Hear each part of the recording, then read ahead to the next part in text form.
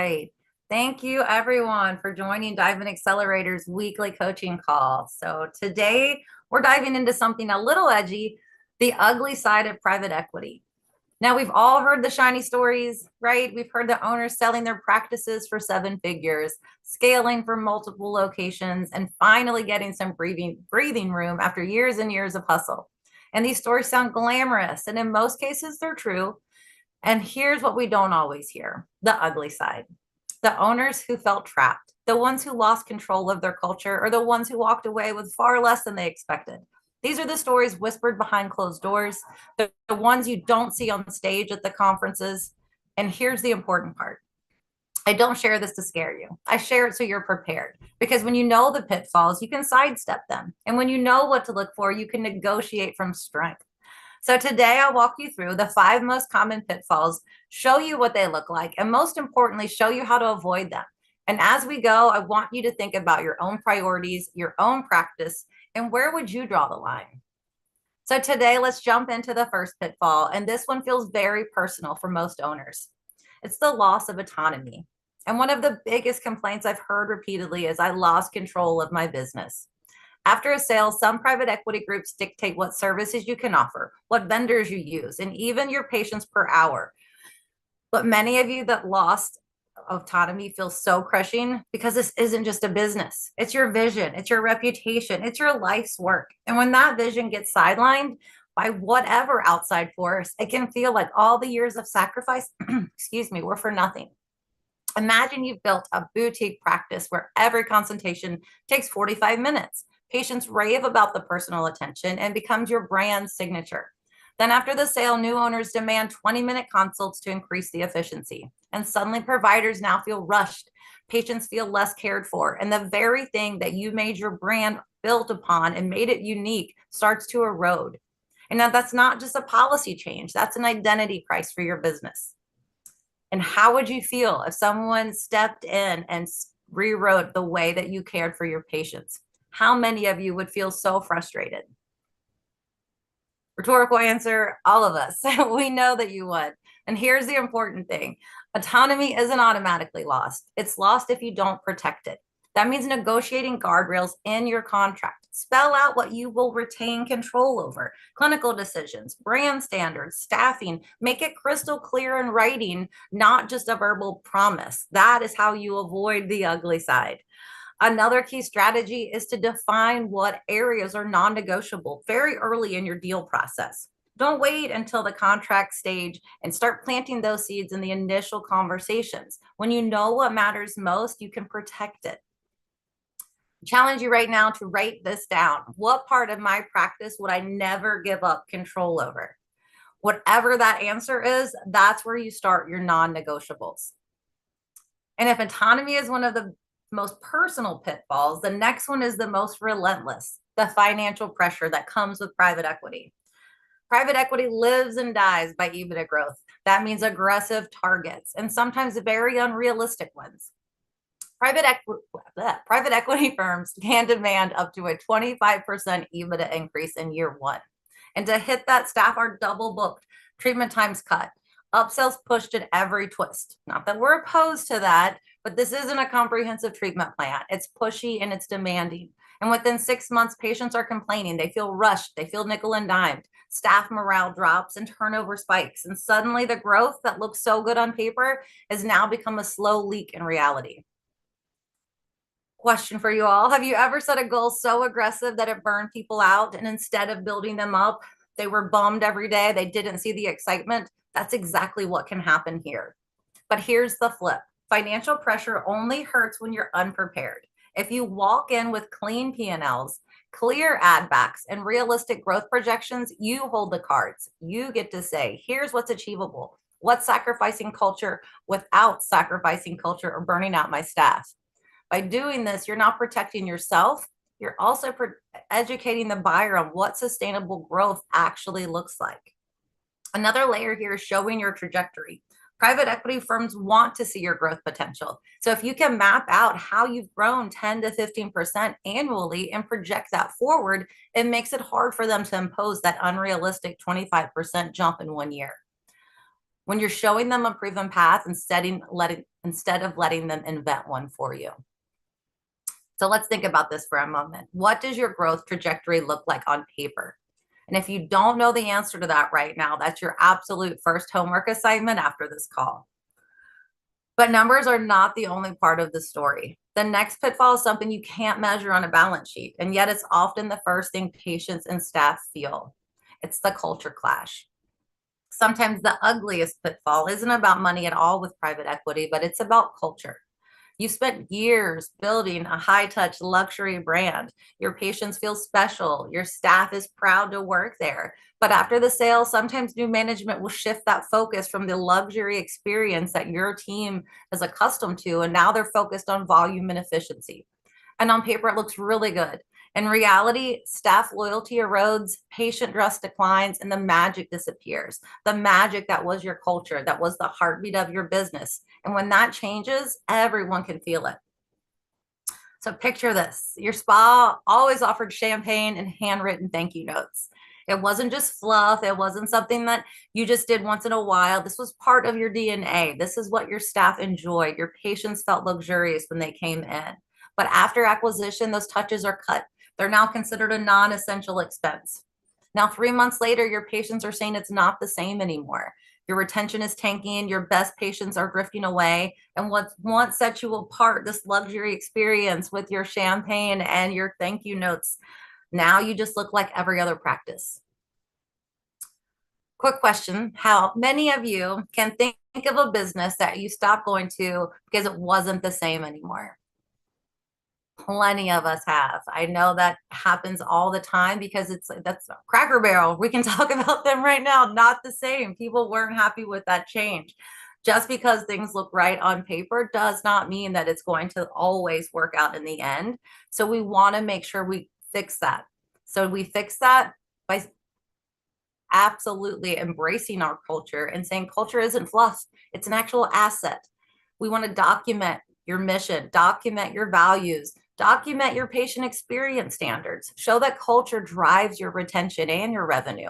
Make it part of your sales package. The PE group that gets it will respect it, and you negotiate protections that will keep everything intact.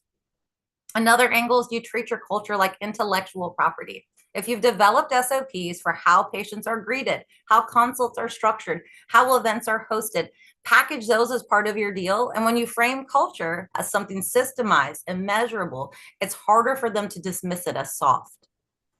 So I'll ask you right now, ask yourself, if I handed my playbook to a new owner, would they understand my culture? Would they understand my values? Would they understand my patient experience? And if not, it's time to write that down. And while culture may feel intangible, this next pitfall is very, very tangible, and it's often hidden in the fine print of the details. The next pitfall is the hidden earnout in fees. This one really can sting a bit. These are the hidden traps you find within the deal structure. On paper, the payout looks amazing. You get excited by all the zeros, and it feels like you finally reached the finish line.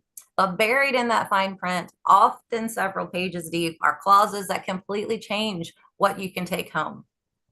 What happens? You later realize your payout isn't guaranteed. It depends on hitting performance targets over 2 or 3 years. At first, those targets sound reasonable, but once you dig in, you see the bar is set so high, it's nearly impossible. And maybe the PE firm uses different definition of EBITDA or excludes certain adjustments you thought were included. Now, suddenly you're running uphill with a weighted vest on, and you're just not going to get what you were promised. Quick question. Have you ever signed something so quickly only to realize later that one small detail changed the whole deal? I have, and I know many of you have. Most of them started with a device sales rep or a laser sales rep, I'm sure. But here's the safeguard: clarity in advisors. Just like your manager will not let you meet with a sales rep or a device company without them in the room with you. Why? Because they know how easy it is to get caught up in that shiny pitch. You need the same type of protection in the PE deal. Don't stop at the headline number. Ask the hard questions. How exactly is EBITDA being defined? What adjustments are they including or excluding? Are there clawbacks or hidden fees tied to missed targets. If the language isn't plain and it isn't crystal clear, don't sign it. If you don't understand it, it's a red flag. Another smart move is to negotiate multiple payout scenarios. For example, ask them, what does my payout look at if I hit 80% of the target? What about 100%? What if I overperform and I hit 120% of my target? This way they see that you have the range, and instead of being trapped into this all or nothing setup, because the truth is many owners walk away 50 to 60% of the number that they originally saw and got excited about, just because the fine print was written in the firm's favor and not theirs. That sneaky little ugly side, that sneaky little hidden fees that are in there, you have to make sure you dial those in, talk about them. And the more you engage in that piece, you can navigate through, this very difficult ugly side. So circle this in your notes. Never sign until you've tested the what if scenarios on all earnouts. And that's going to now bring us to one of our final pitfalls, the one that affects not just contracts or numbers, but the very people who built your practice with you. It's your staff and patient fallout. This is the people side. After private equity comes in, comp structures can change, hours may shift, pricing may spike. And if it's done abruptly, your best people leave and your loyal patients will follow them. And the saddest part is often the top performers who leave first because they feel that disconnect most strongly. Can you imagine how quickly trust would erode if your team feels completely blindsided and your patients feel this immediate change overnight? You simply can't do that and navigate through this successfully. But here's the truth. This pitfall is preventable. Smart owners negotiate retention bonuses for their staff. They roll out changes gradually, not overnight. They communicate openly and consistently with both staff and patients. Transparency builds trust. Silence breeds fear. And another safeguard is to create a transition communication plan. Transparency, transparency, transparency. Talk to your team, talk to your patients. Don't wait for anyone to hear it through the grapevine. Outline exactly what will change, when it will change, and why. When people feel informed, they feel valued, and valued people stay. Ask yourself right now, what communication would my staff need on day one to feel safe and secure? Once you think that through, that's where your transition plan is starting, the communication with your staff, because you lose your staff, that's the key part of your business. You have to make sure you maintain those injectors through that transition to a private equity sell, or really to any sell. So now we have all these pitfalls, and how do you make sure you're protected? Now let's talk about the safeguards that can keep you in control and keep you ready to work through this with the private equity side. How do you navigate the ugly side and turn these pitfalls into opportunities? There is a safeguard checklist we're going to walk through. So first, you need to know your numbers. Clean financials, adjusted EBITDA and KPIs ready to present. Don't wait until due diligence. You must start now. Be very well prepared when you walk into negotiations. That way you are negotiating, you're not reacting. Numbers will tell your story better than anyone else in the room can. Next, you want to define your non-negotiables. Protect what matters most to you. If it's your culture, if it's the staff, if it's clinical decisions, patient experience, write them down. Make sure they're in your contract. Non-negotiables act as your compass when things get complicated. Next, most importantly, I feel hire the right advisors, legal, financial, operational. This is not a DIY moment. The right advisors will catch what you miss, and sometimes they'll catch what you don't even know to look for. So you want to surround yourself with the people who know the traps and negotiate from strength. Multiple offers equal leverage. Never settle for the first handshake. Buyers expect negotiation. Don't treat it like confrontation. Treat it like collaboration. And finally, think long-term. Look beyond the upfront payment. Ask yourself, what's my role, my income, and what freedom in 2 years from now looks like? This deal isn't just about today's numbers. It's about tomorrow's lifestyle. So to wrap up the pitfalls, yes, there is an ugly side to private equity, but ugly doesn't mean inevitable. A loss of autonomy, just protect it. Financial pressure, prepare for it. A culture clash, show that you value your culture and embrace it. Those earnout traps, negotiate them. Know that ahead of time you need to come in prepared. And staff fallout, plan for it. Keep them involved, keep them engaged. And so instead of thinking of the ugly side as something to fear, think of it as the hidden side, the things most owners don't see until it's too late. But now you see them. And that gives you the power to shape the deal you want, the future you want, and the legacy you deserve. Private equity can absolutely be a pathway to freedom, security, and growth if you go in informed. Never forget they need you as much as you need them. They don't have the patient trust, the brand, or the clinical expertise. You do. That means you get to set the terms, approach it wisely, and protect what matters most. And doing this, you'll come out stronger on the other side of private equity. That is my highlights of pitfalls that you would see along home equity, private equity purchases. So want to open it up to anybody that has any questions. If you thought about possibly selling your practice, anything that you haven't want to walk through today. Let me bring up my chat now. And here we go. So if you were selling tomorrow, what are the top 3 non-negotiables you would want written into your contract to protect your autonomy and culture? Great question. So first, clinical decision-making. Would never ever give up the right to decide what treatments are safe and appropriate for patients. You want to make sure that what you have been doing, you stick with. So if that's your clinical decision-making, personally, that's something I would hold on tight to. Brand standards and patient experience. If your practice is built on a 45-minute consult in a boutique feel, that needs to be honored and protected. So by all means, my standard, my experience, I'm going to embrace that. Next is going to be hiring in the team culture. I want to retain the ability to choose who joins my team and how we show up for patients. So the reality is autonomy isn't automatically lost. It only is lost if you don't protect it. So these would be my top non-negotiables that I would absolutely, make sure is in my agreement. Okay. Next, let's see.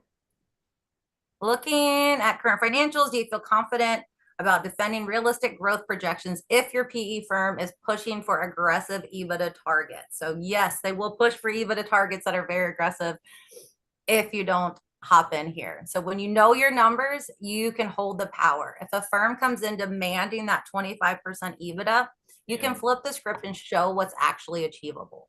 So that's where you want to show that real 10 to 15% year-over-year growth that you've done in the past. Show that trajectory chart. That's really going to be how you can back them down from that 25% year over year when you can show you're consistently doing the 10 to 15%. It could turn into a longer term that they want to, eventually get you to the 25%, but you can definitely stand strong in those negotiations when you know your numbers and you have really clean P&L.